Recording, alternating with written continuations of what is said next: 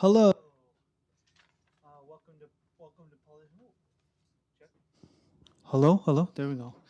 Welcome to Politics and Prose bookstore. I'm Alan Watke, the director of events, and I'm very excited to have you here for our penultimate event of the year. We typically don't have too many events in December, so we have tonight and tomorrow, and then we'll transform this space into just tables and tables of books. Um, and actually, I wanted to let you know that to be on the lookout for our calendar of um, our holiday book guide. It has many bookseller picks in here to go through, so take a look at that. It's pretty amazing. Um, Before we get going, I want to ask you all to silence your cell phones. And when we get to the Q&A, I have a microphone right here. It's kind of hiding from some of you, but it's on a stand right in front of that pillar. And when we get to the signing line, I'm going to ask that you wear a mask for the signing line, if that's all right. We have some available, so thank you. So without further ado, I'm very excited to welcome iconic author and activist Mattilda Bernstein Sycamore with her newest novel, Pterodactyl, which is a breathless search for intimacy and connection, ranging from club culture to the art world, from the AIDS crisis to COVID-19, and traces an extraordinary journey from adolescence to adulthood, delivering a vital portrait of queer identity in all its peril and possibility. Mattilda Bernstein Sycamore is a Lambda Literary Award-winning author of 7 books and the editor of 6 anthologies. Her most recent title, Touching the Art, which we hosted back in November 2023, was a finalist for a Washington State Book Award and the Pacific Northwest Book Award. Her previous title, The Freezer Door, was a New York Times Editor's Choice and a finalist for the Penn Jean Stein Book Award. I'm thrilled to welcome her tonight. I previously worked at Elliott Bay Book Company in Seattle, where she lives, and I was able to host her many times as a moderator and author. So it brings me great joy to have her here tonight. Mattilda will be joined in conversation with Jennifer and Natalya Fink, who is a professor of English and core faculty in disability studies at Georgetown University. She's the author of 7 books, including All Our Families, Disability Lineage, and The Future of Kinship. And we have a couple of her books available at the registers as well. Fink is a winner of the Dactyl Prize for Innovative Fiction and the Dana Award for the novel. And then also be on the lookout for her upcoming novel, A Mischief. It's coming out in 2027, and it's edited by Mattilda. So we're excited about that. So without further ado, please join me in welcoming to Politics and Prose, Mattilda Bernstein Sycamore and Jennifer Natalya Fink.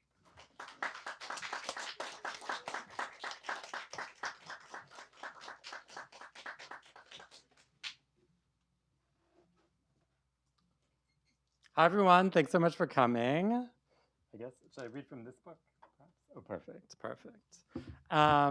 So even though I live in the other Washington now, I grew up here. So walking from the metro, I'm like, it's a strange feeling of placelessness.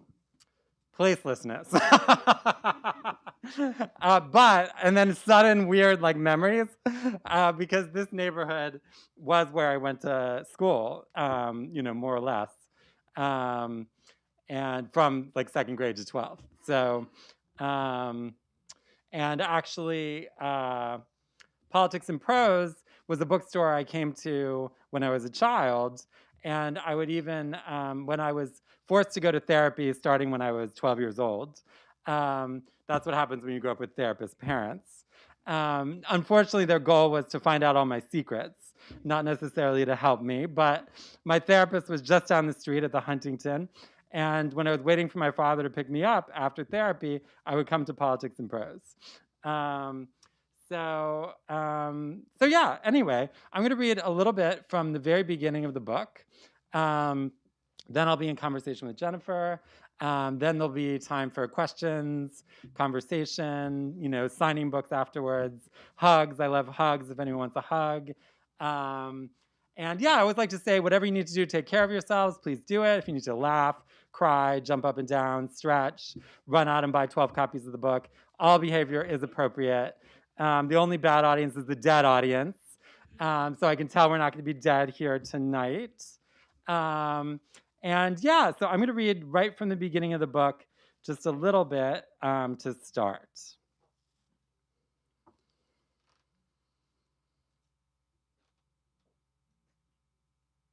The first time I met Sid, she was on the dance floor in a silver and gold tube dress, pulled over her head, except it wasn't just a dress, because the fabric went on, and somehow she knew the exact spot on the dance floor where the light would shine right on her. Or that's how it felt when she was writhing inside this tube of fabric, pulling it up and down, a hand out and a hand in, and then her face exposed in harsh white makeup and black lipstick with long, glittering eyelashes. And then she rolled onto the floor. She was crawling, or more like bending, but also she was completely still in the bouncing lights. And all this was happening on a crowded dance floor at the Limelight while I was sipping my cocktail, and I didn't know what I was seeing. I mean, it felt like this went on forever. How many songs? It was like there wasn't even music anymore, just my body inside the fabric peeking out. And then she pulled the dress up around her neck like a huge, elegant collar. And underneath, she was wearing a gold bodysuit with a silver metallic skirt that flared out with ballet slippers, also painted gold. And she walked right up to me and said, "What did you think?" And I had no idea how she even saw me, but I must have mumbled something, because then she took my hand and said, "Let's go upstairs, honey." And I thought we were going to the balcony. We went up the stairs in the back, and at the top, she kissed the door person on both cheeks, and then we went inside. There was a whole other dance floor there, the club inside the club, and she guided me over to the bar and said, "I can't believe she's gone." And then she said it again, "I can't believe she's gone." And then she looked up at me and started laughing. "Oh, honey," she said, I totally thought. And then she just stopped right there. I didn't know if she thought it was someone else or if she thought, I really just didn't know.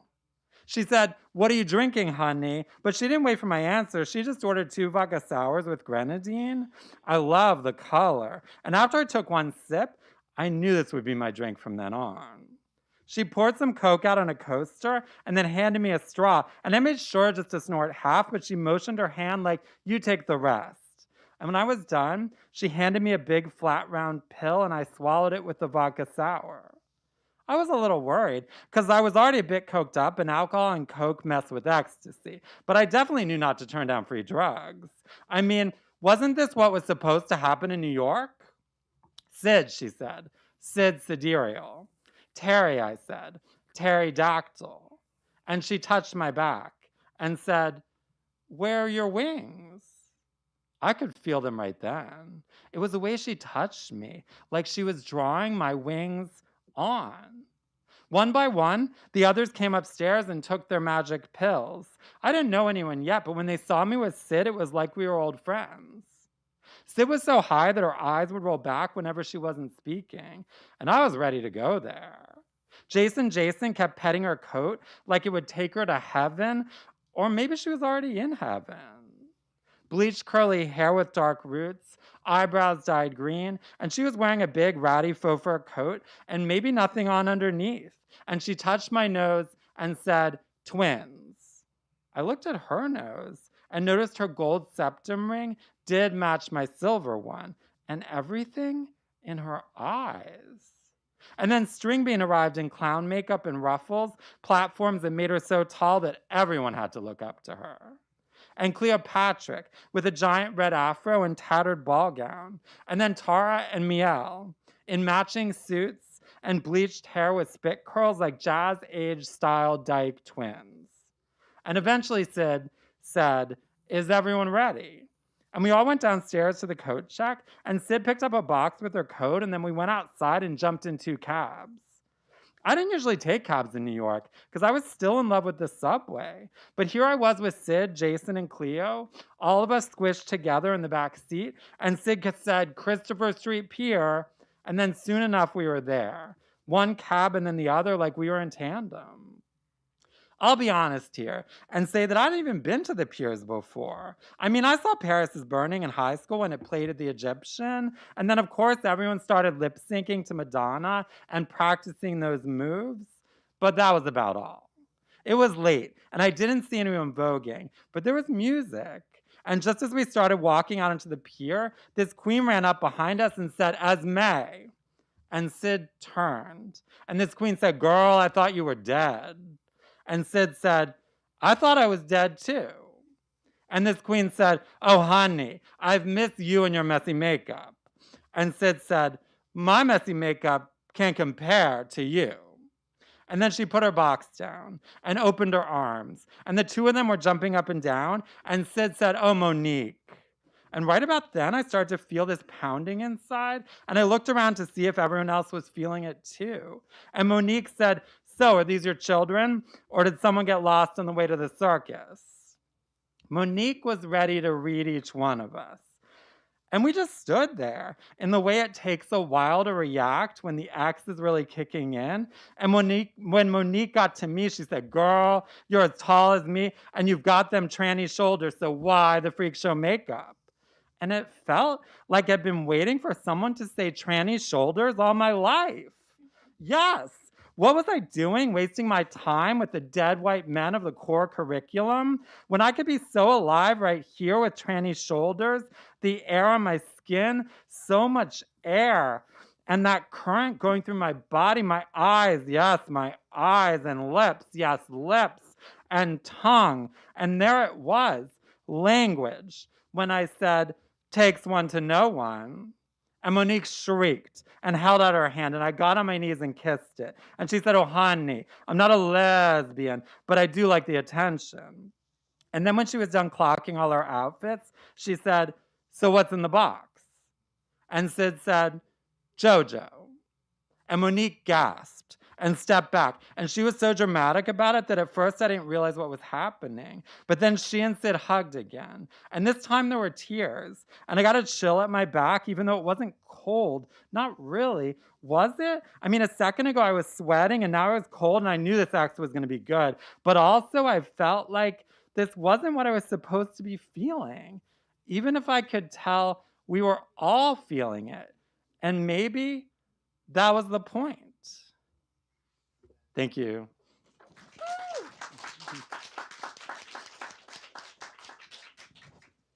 Amazing. I think all of us will now be using tranny shoulders as our drag names.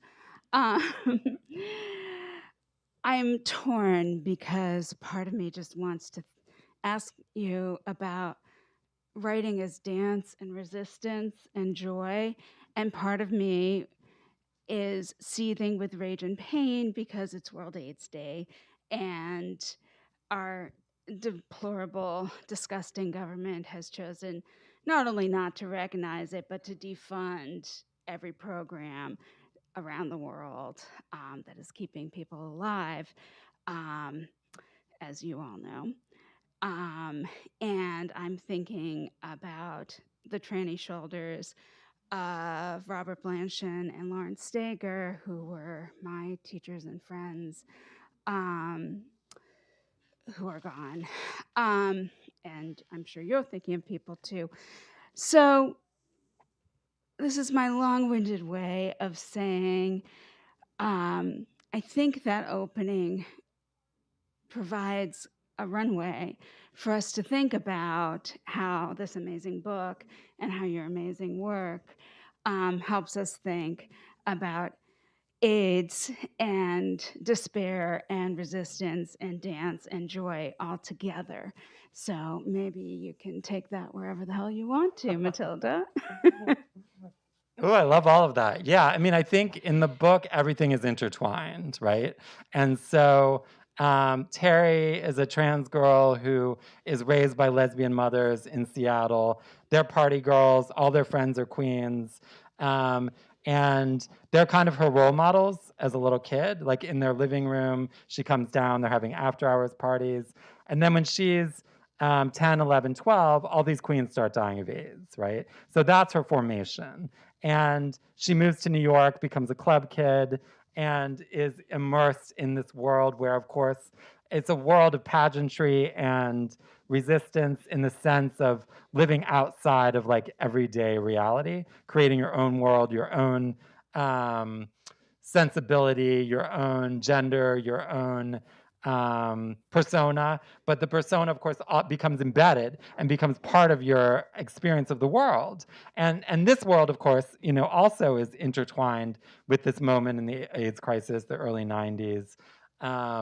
You know, and so for me, I wanted to look at that generational experience, you know, and also that intergenerational experience, like her relationship with her mothers, and then the present day of the book is 2020 during lockdown in New York. So a new pandemic is emerging, and Terry is sort of flashing through all the formative moments in her life, and so for me, I think that grief and pageantry and loss and flamboyance and self-expression and camaraderie, all of it's intertwined. You know, you can't have one without the other. And so I think, yeah, I think that's one of the things I'm trying to do with the book. Amazing. I don't think you just try. I think you do it. So there. So one of the ways that you do this is through this amazingly complex and delightful and sexy and weird image of wings, which we heard a little bit of and is kind of carried. Sorry, I'm an English professor. As a motif through the book. And, you know, wings are kind of this gross Christian, in my mind, this, you know, cheesy Christian overdetermined symbol of transcendence, but you make them something else entirely. So I'm curious, and I think kind of captures that doubleness that you're talking about pageantry and joy and mourning. And witnessing and survival, right? So I'm just curious if you'd talk a little bit about the wing thing, and how that emerged, and you know how you've played with it. Thank you. Yeah, so I mean, the character of Pterodactyl emerged for me in like 2020 or 2021 in Seattle when I'm just going on all these long walks. And the character just came into my head. But I was still finishing Touching the Art, my previous book. So I was like, well, I can't work on this. You know, that's going to be distracting. So all the details just kept spinning, you know, for like 8 months probably before I wrote a word. And so when I sat down to write it, I had all of these sensory details. I didn't have the details exactly of what happened, but I had everything about her backstory and her formation, and even like the house she grew up in, the apartment building she lived before then, the park where she played as a child. You know, it was all sort of, all those sensory details were there. And I can't say exactly when the wings came in, but of course her name's Pterodactyl. I can't even remember exactly where that came in, you know?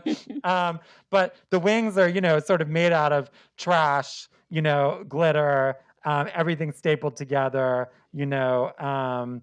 So they're in some ways the opposite of what wings are. Like you can't fly with those wings in a literal sense, right? But and so for me in the book, there's this, I think in a sense, flying, right? Flying on drugs, flying into the past, flying from time to time, flying out of a present that doesn't offer hope, you know, flying into a future or beyond a future or back, you know, and also being stuck. Sometimes they're the same thing, right? So like the dissociation, which is a method of survival, is a method of flying, right? But it's also a method of not being able to escape. And so, and also I think there's this, in the sense of the motif, it's something that's sort of a through line that offers a way kind of like a very, like the book is very visual, you know. There's like really like lavish descriptions, and everything is kind of, the wings themselves are sort of like a kind of crack in the atmosphere that maybe allow like emotion or vulnerability to come through. That's beautiful. Don't you want to just go read it now and say like, shut up, stupid lady, let us read the book? So more stupid lady questions, sorry. I love what you're saying about that crack. And I mean, one of the things that the New York Times and all the critics are buzzing about is the way, you know, there've been a million AIDS memoirs and books and plays, etc. There've been half a million COVID memoirs, books and plays, etc. But you're letting these two moments touch one another through this character. And I thought that was one of the really brilliant and exciting and new feelings in it. One of the ways that that touching happens is through both relationships, right, with other characters, including Sid, including and especially Sid, and these sort of relationships of care, both in the present of the story and the remembered past. And I was curious about how you were thinking about care in all of this, because it felt new to me in terms of your work, this sort of focus on care. Yeah, I love that question. I think in a way, so Terry becomes a part of this little group of club kids that Sid is sort of the ringleader in a sense, and she's been around a long time. She's the one who holds them all together. She's also a drug dealer, of course, and that's also what holds them together. And so no one has. Everyone has. I didn't want to create any kind of illusion of naivete, like, I mean, or maybe that's the wrong word, of innocence. There's no one innocent in this book, you know, even if they might have moments. And Sid becomes Terry's girlfriend. She's also dying of AIDS, and she knows that as soon as she meets her. And so that's sort of intertwined. And I think the kind of care that Sid offers for all of these people is the care that says the world doesn't matter. You know, you can go out, do whatever the hell you need to do, and ignore the world. The world doesn't matter. That's the care. That's where the care comes from. And then the care they all show her is one of in a way, they're all in awe of her. And they also have learned skills that they didn't have, you know, because they grew up in abusive families. They, you know, grew up in a world that wanted them to die or disappear. And I think in a way the book, to me, is about relationships, about friendship in particular, and about the relationships that endure. Because in a way, there are people, you know, there's a lot of people that die in the book, but the book is centered around, you know, Terry and the people who survive, you know, and the friendship. She has this line where she says about this other character, Jason, she's like, sometimes the most selfish people can be the most generous.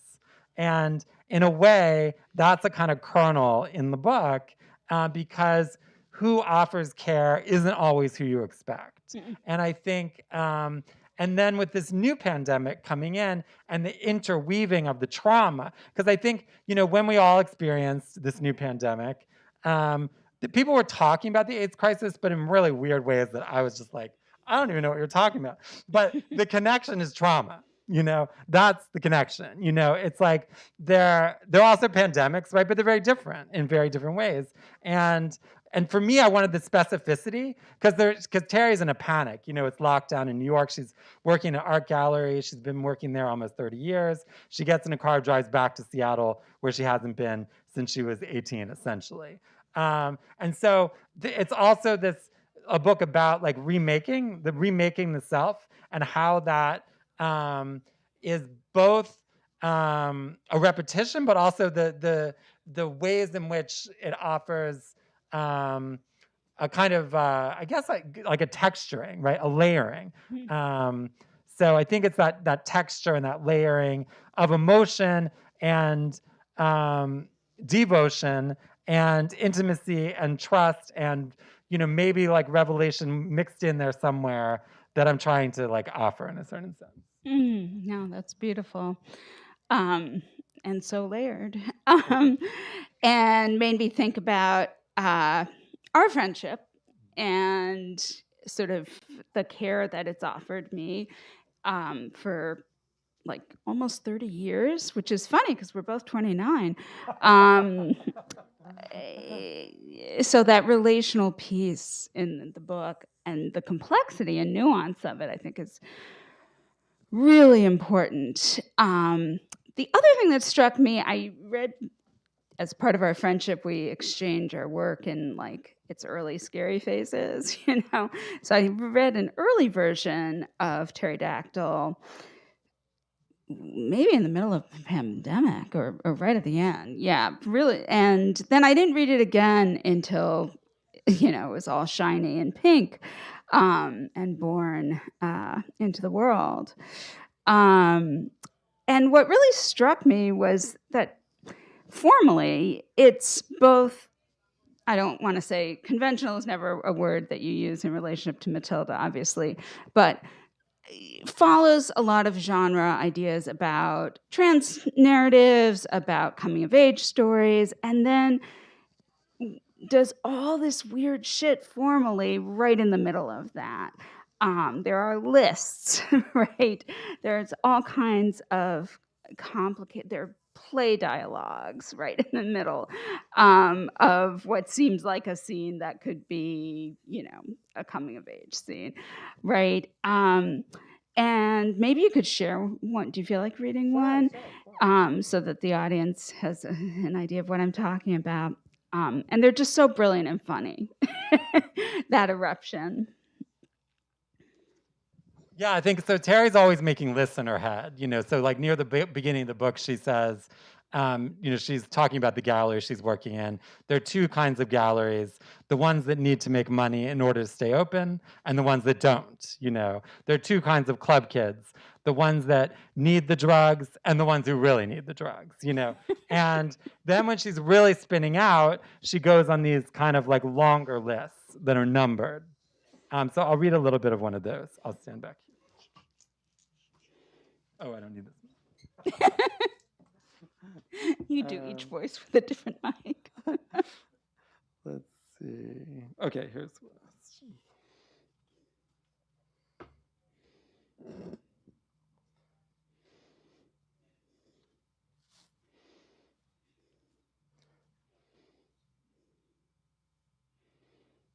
I need to tell you about the memorial because it was a disaster. I mean, it all went wrong even before we left the house. For example, 1, Cleo and Jason arrived first. And I could tell right away that Cleo was shocked about the apartment because she didn't say anything about my outfit. She just kept looking around, and eventually she said, "So, are you on acid now or what?" And I said, "Yeah, just a tiny bit, like a quarter of a hit," which wasn't the right answer. 2, I could tell Jason had already been crying, but when I asked if she wanted a hug, she just asked for acid. So I gave her acid. Even Cleo asked for a hit, and Cleo did not do acid. 3, Cleo got angry at Tara and Miel because they were wearing Sid's clothes. But she gave them her clothes, I said. She wanted them to wear her clothes. And I shouldn't have said that because Cleo was a drama queen, and it was Sid who kept us together. 4, Tara and Miel looked amazing. They were taller than Sid, but the clothes fit, they just stretched. And when they added the platforms, it was everything. After Cleo got angry, I kept telling Tara and Miel how incredible they looked because I felt bad for them. And maybe I should have just said that once so Cleo wouldn't get too annoyed. But they really did look incredible. And wasn't that what they wanted to hear? We all wanted to hear that. Maybe I should have told Cleo that she looked incredible. 5, I should have felt bad for Cleo too, but I was upset at her for trying to ruin everything. Didn't she understand that Sid wanted us to go on? She wanted us to go on. She wanted us to go on. 6, maybe everyone just kept thinking that Sid wasn't there, but that's not what she wanted us to think about. I didn't say that, but I should have. 7. Michael Alec was at the door when we got to the club, and she looked right over at me and said, my, if Pterodactyl doesn't have on extra wings tonight. He had never said anything to me before, so everyone must have been scandalized, because Sid had a history with Michael Alec, and it wasn't good. None of us knew the history, because Sid wouldn't tell us, but she would totally freeze whenever Michael was around, although we went to all her parties anyway. But was Michael Alec ever at the door before? It almost seemed like she was waiting for us. 8. We shouldn't have done that acid. That was my fault. I should have stuck to that quarter of a hit and kept it quiet, but we'd always share before, so I was sharing. Sharing was caring. But Jason's eyes were already rolling into her head when we got to the club, and Cleo was making all these weird expressions, and I felt like I could fly away. So I did. Maybe I'll stop there, just a little taste. But it goes on for like maybe 35. Amazing. It's so brilliant. I want to thank you for this book because it's helped me get through this insane moment, and I can't wait for your next 18 books as well. Do you want to close just sharing a little bit about what's next in your work? Sure, of course. So my next book is called Social Distancing. And the first line of that book is one way to start a relationship. Oh, no. One way to start a book is with the end of a relationship. So it kind of circles around this friendship that I thought was my closest friendship in Seattle at the time. And it's in real time as the relationship implodes. And then it circles back to other relationships that imploded and my formative relationships in the early 90s. And then to escape this overwhelm, I go into these like art that sort of impacted me at that time, like watching Derek Jarman movies in the theater, or this Nan Goldin documentary. And then from there, it kind of moves into, as you can tell from the title, Social Distancing. It ends up being about the structural abandonment that leads to personal abandonment over and over and over again of the pandemic. It's the present day of that book is almost 3 years into the pandemic, and it circles around back to 2020. So that'll be out, I think, in spring 2027, if I'm lucky. I'm also working on a new anthology. That anthology is called Act Up Beyond New York, Stories and Strategies from a Movement to End the AIDS Crisis.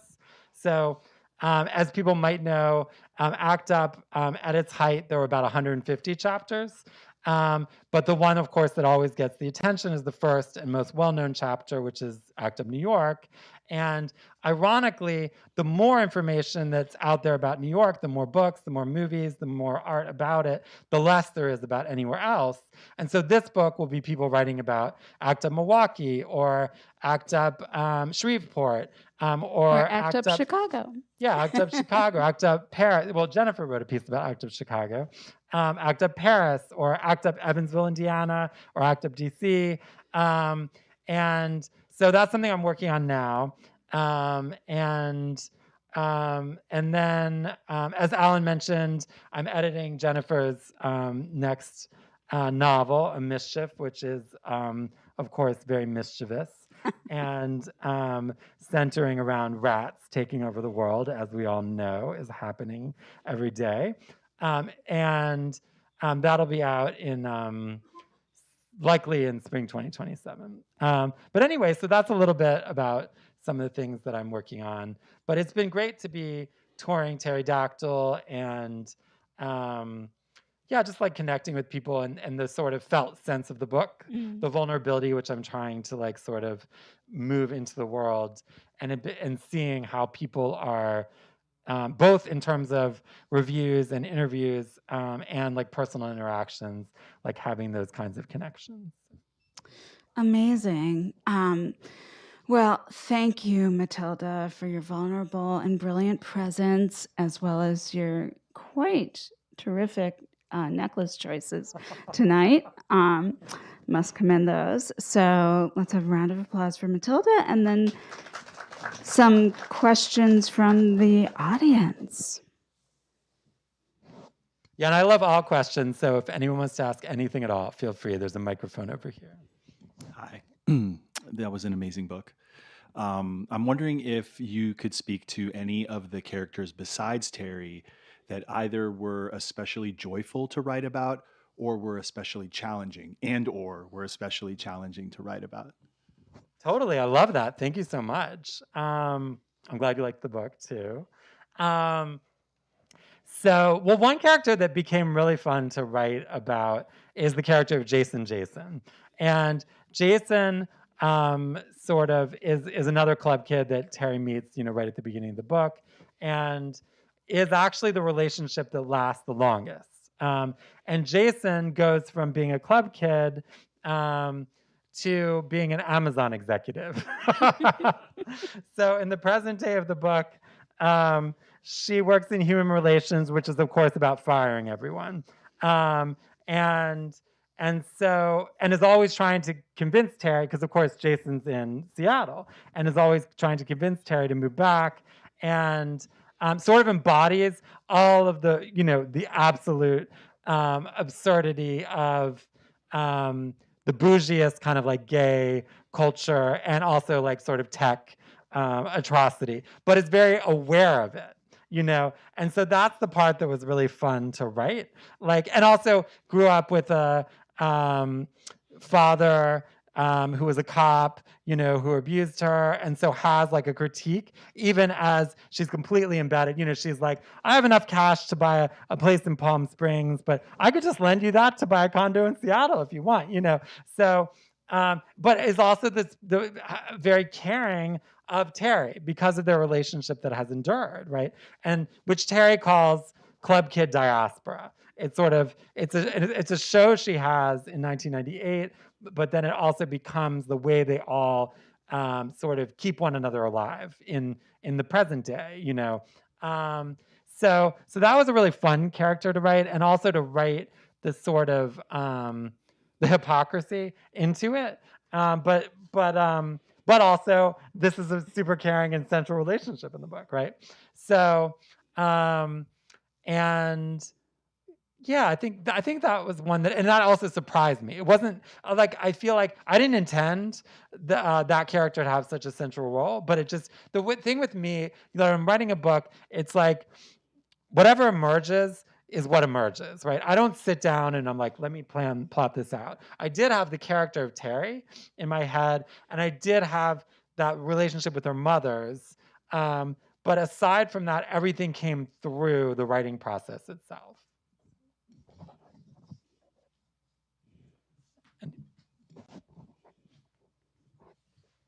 Hi, I was wondering what your intention was in suggesting that Sid might have taken advantage of Terry, because that was brought up in the book. Totally. So it's interesting. Sid's death sort of collapses the sort of relationship of all these club kids. That is a kind of chosen family. It's bonded by drugs. So of course it has its limitations, but it's also bonded by getting dressed up. Having a kind of autonomous sort of space. Within a world that isn't really allowing that. And when Sid dies, that whole structure just falls apart, and everyone has it. I mean, Sid dies of AIDS, right? But everyone has different ways of dealing with that or not dealing with that. And so I think, and some of the characters are blame Terry because she was her lover and sort of played such a central role, and in a way took Sid away from them, is how they were thinking about it, and so there is this question. I think it's an open question in a way. Sid sort of was her, in some ways, a salvation, and it was a very central relationship for several years. But Sid also, of course, is sort of enlisting Terry to help her deal drugs, and so some of the characters resent that the centrality of that relationship, and so sort of blame. They're like, she was just using you, and you were just using her. So it's that kind of, and I think it's that culture of blame, that I think sometimes happens when someone dies and people aren't able to actually deal with the grief that's necessary in order to go on. And instead people are like, you caused her death, or that relationship wasn't actually meaningful. It was all just about using one another. If I can jump in, is that okay? Something I really appreciated about how you depicted that relationship and its aftermath was there's so much romanticizing of care relationships during the AIDS crisis. And as a veteran of that particular war, I feel like there was a lot of exploitation. There were like all the messy, complicated, highly gendered dynamics that happen in all relationships, but kind of like times a million because of the intensity of it. And it's just so whitewashed. It's so romanticized, So I really appreciate another way of thinking about it for me was I really appreciated the complexity that you revealed and the pettiness and bitchiness and blaming and all of that and like using one another in complicated ways in a country with a completely collapsed and failed care system, right? So for me that was actually really moving, oddly, and truthful. I love that. Thank you so much. Yeah, I really wanted to show all that complication without romanticizing anything.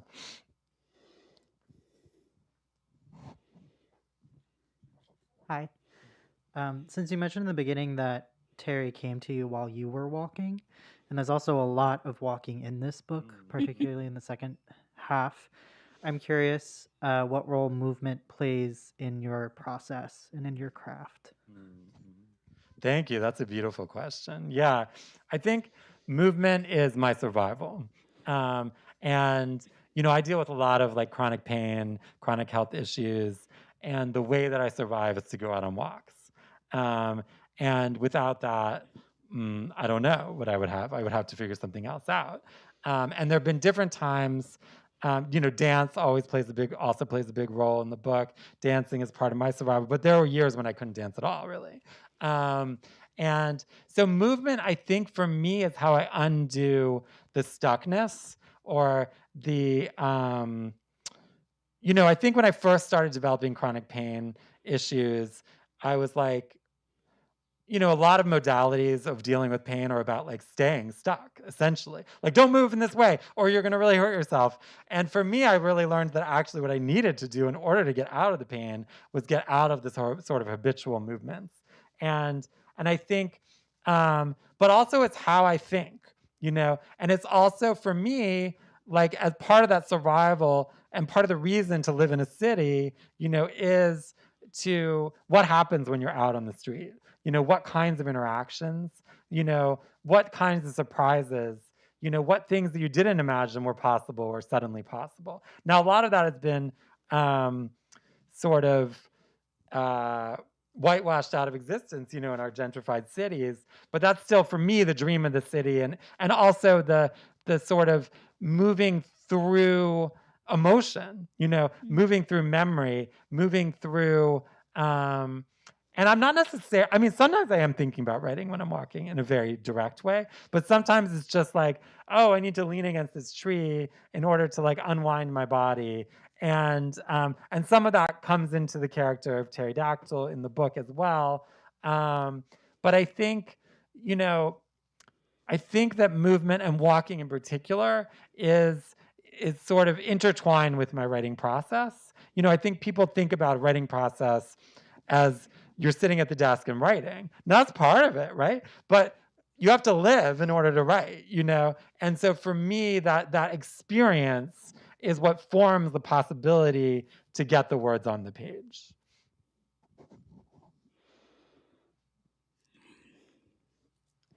Looks like maybe one last question, and then we'll all run and get our beautiful pink pterodactyl copies and have Mattilda sign and continue the chat. Yeah, that was a phenomenal reading. I'm already in love with the voice of Terry. I'm really excited to read the book. And I wanted to ask how you come up with these like ethereal, glittery outfit concepts, especially how they move as the characters are moving.